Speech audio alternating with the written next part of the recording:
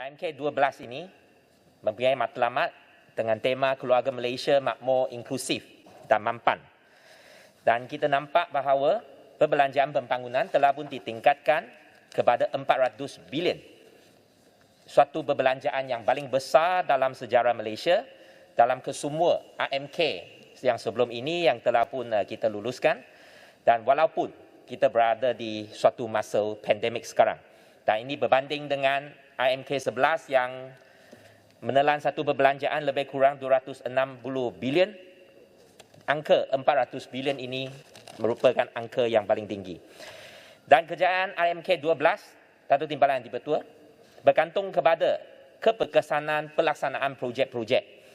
Dan sememangnya setiap tahun, apabila laporan Ketua Audit Negara diterbitkan dan dibentangkan di Dewan Rakyat ini, laporan Ketua Audit Negara selalunya menggariskan ketirisan-ketirisan dan ketirisan pelaksanaan projek dan bahagian yang patut diperbaiki. Saya bagi beberapa contoh di sini. Minggu lepas, laporan Ketua Audit Negara tahun 2019 siri 2 telah pun mendedarkan kegagalan projek U-Custom yang bernilai 397 juta ringgit di bawah Jabatan Custom Diraja Malaysia. Walaupun sudah 5 kali EOT extension of time diberikan, namun projek ini masih tidak dapat disiapkan. Sebelum ini juga didedarkan bahawa Literal Combat Ship LCS bernilai 9 bilion oleh Kementerian, MINDEF, Kementar, sampai sekarang satu kapal pun tidak disiapkan. Maka adalah penting untuk kita mementingkan suatu sistem check and balance yang efektif, satu sistem check and balance yang boleh membantu dalam pelaksanaan AMK ini. Dan dalam pada ini, PAC amat berusaha dalam memainkan peranan semak dan imbang dalam Dewan yang mulia ini. Walau bagaimanapun, kita dari PAC, walaupun kita dari sebelah sini atau sebelah sana, walaupun kita bekerja keras, tetapi kita juga memerlukan bantuan dan kerjasama yang seeratnya daripada kesemua agensi. Dan dengan ini saya ingin menyatakan bahawa agensi seperti Suruhanjaya Pencegah Rasuah Malaysia harus mengambil berat terhadap laporan PAC.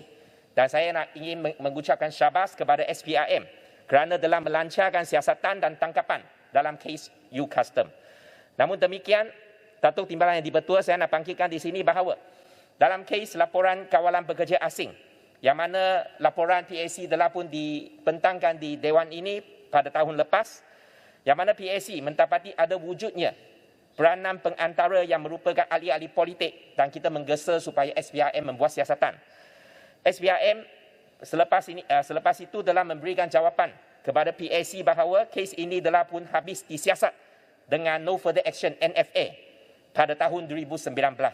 Tetapi yang anehnya, pada hakikatnya, laporan kita baru dibentangkan pada tahun 2020, tetapi SPRM kata sudah habis siasatan pada tahun 2019. Kenapakah SPRM tidak mengambil berat berkenaan dengan syur-syur dan rumusan-rumusan yang telah pun diterbitkan?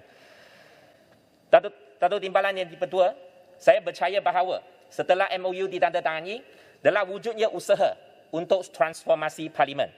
Dan dalam perkara ini, siaran langsung proceeding PAC atas talian bersama-sama dengan PSC yang lain adalah amat penting dalam memupuk amalan ketelusan dan membolehkan rakyat di luar sana menilai saksi-saksi yang hadir dan memberikan keterangan.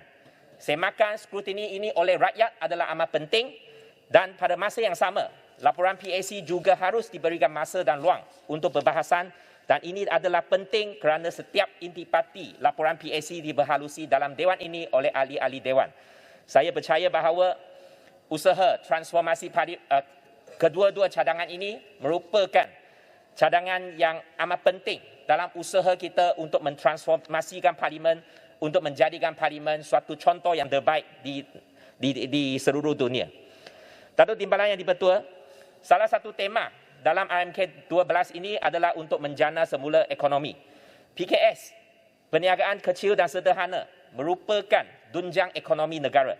Sejak penularan pandemik sehingga bulan Julai ini, dilaporkan sekurang-kurangnya 150,000 perniagaan kecil dan sederhana telah gulung tikar mengakibatkan kehilangan kerja sebanyak 1.2 juta.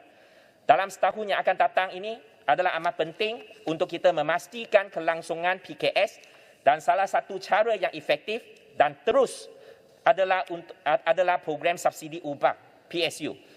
Datuk Timbalan Dipertua, pada tahun 2020 apabila kita menempusi PKP selama 6 minggu, PSU sebanyak 1,200 telah pun diberikan untuk 3 bulan dan RM600 diberikan untuk 3 bulan lagi. Tapi pada tahun 2021 kita juga menempusi suatu tempoh PKP selama 6 minggu. Tetapi apa yang diberikan kepada PKS ataupun majikan adalah suatu PSU pada kadar RM600 untuk 3 bulan sahaja. Ini mencatatkan satu penurunan sebanyak 67%. Dan dengan ini saya mencadangkan bahawa kerajaan haruslah melanjutkan PSU untuk sekurang-kurangnya 3 bulan dan tingkatkan kadar pembayaran PSU kepada RM1,200 sebulan. Dan jumlah ini boleh dibiayai dengan penjanaan dana sebanyak 45 bilion ini, yang mana kami menegaskan bahawa penjanaan ini seharusnya bersifat suntikan secara langsung yang boleh membantu rakyat. YB minta rumuskan. Ya. Isu terakhir, Datuk Timbalan Dipertua, saya ingin memohon supaya projek-projek yang sebelum ini telah pun diluluskan dapat dilaksanakan. Nombor 1 adalah projek pemindahan klinik kesihatan Stesen 18 dan klinik ibu dan anak Penggalan Begor di Ipoh. Isu ini saya telah bangkitkan dalam Kamahas dan diberitahu dalam proses kelulusan. Tapak pun sudah ada di tapak penggalan utama dan projek ini adalah perlu kerana KKIA telah adalah dibina pada 1963 atas tapak keluasan 1,000 kaki persegi. Jumlah populasi di kawasan adalah melebihi 110,000 orang dan kehadiran pesakit di klinik kesihatan adalah melebihi 150 hingga 200 sehari. Dan akhirnya projek pentarafan lapangan terbang Sultan Azlan Shah Ipoh yang diumumkan oleh Kerajaan Persekutuan pada tahun 2019 melalui bajet tahun 2020 sejumlah 150 juta. Ini adalah penting apabila border dibuka nanti. Ini adalah penting untuk perkembangan dan kemajuan ekonomi negeri Perak. Dan saya berharap bahawa cadangan-cadangan yang saya kemukakan ini dapat diterima oleh pihak kerajaan, dan dengan ini saya mengucapkan terima kasih kepada pihak Timbalan Tuan Yang Dipertua. Sekian daripada saya, terima kasih.